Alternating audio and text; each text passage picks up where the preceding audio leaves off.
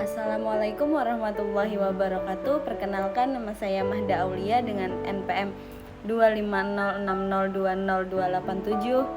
Saya dari kelas reguler pagi C Banjarmasin. Di sini saya ingin menjelaskan sedikit tentang permasalahan transportasi perkotaan, mata kuliah dasar-dasar rekayasa transportasi. Dosen pembimbing mata kuliah Bapak Adi Seria. Ingin tahu lebih jelas dan lebih detail tentang permasalahan transportasi perkotaan? Mari simak video ini sampai akhir. Labana, are you ready?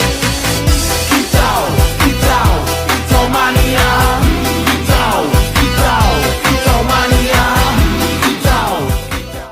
Apa itu transportasi perkotaan? Transportasi perkotaan adalah sistem pergerakan orang dan barang di wilayah kota yang melibatkan berbagai model transportasi seperti kendaraan pribadi, transportasi umum, dan non-motor. Transportasi umum itu seperti MRT atau angkot-angkot dan lain-lain. Tadi kan sudah tentang apa itu transportasi, sekarang permasalahan transportasi. Permasalahan transportasi perkotaan adalah berbagai kendala atau hambatan yang terjadi dalam sistem pergerakan orang dan barang di wilayah kota yang menyebabkan transportasi menjadi tidak lancar, tidak efisien, kurang aman, dan berdampak negatif bagi masyarakat serta lingkungan. Contoh permasalahan yang pertama yaitu kemacetan lalu lintas. Siapa sih yang nggak tahu dengan kemacetan lalu lintas?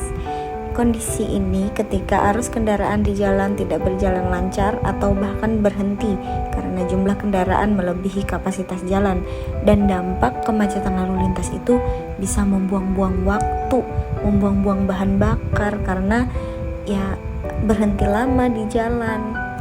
Yang kedua, kecelakaan lalu lintas. Peristiwa yang terjadi di jalan raya yang melibatkan kendaraan, pengguna jalan, atau benda lain yang menyebabkan kerugian baik berupa cedera, kematian, maupun kerusakan.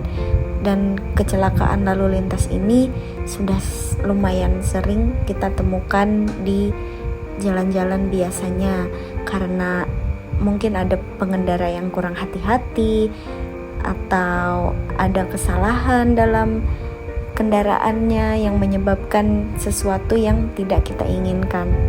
Dan yang terakhir yaitu polusi udara. Kondisi ketika udara tercemar oleh zat berbahaya seperti gas, asap, atau partikel sehingga kualitas udara menurun dan dapat membahayakan kesehatan serta lingkungan.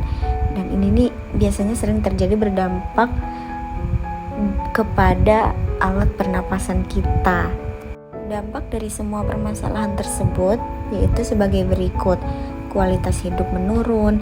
Dampak permasalahan transportasi dapat menyebabkan kualitas hidup menurun karena mengganggu berbagai aspek kehidupan sehari-hari. Seperti yang tadi saya jelaskan, bisa membuang-buang waktu karena macet di jalan, membuang-buang bahan bakar, dan mengganggu kesehatan kita ketika terkena polusi udara. Yang kedua, kerugian ekonomi. Kenapa bisa menyebabkan kerugian ekonomi? Karena membuat aktivitas ekonomi menjadi tidak efisien dan biaya meningkat. Contohnya tadi seperti boros bahan bakar karena macet tadi, dan pengeluaran untuk bahan bakar kita semakin bertambah. Dan yang terakhir yaitu kerusakan lingkungan. Karena aktivitas transportasi menghasilkan pencemaran dan penggunaan sumber daya berlebihan.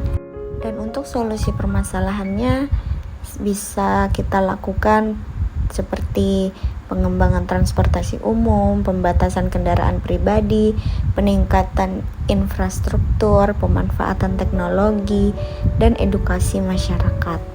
Kesimpulannya, permasalahan transportasi perlu ditangani dengan solusi terpadu agar tercipta sistem transportasi yang aman, efisien, dan ramah lingkungan.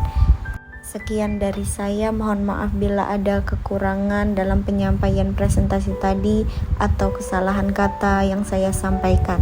Sekian dari saya, wassalamualaikum warahmatullahi wabarakatuh.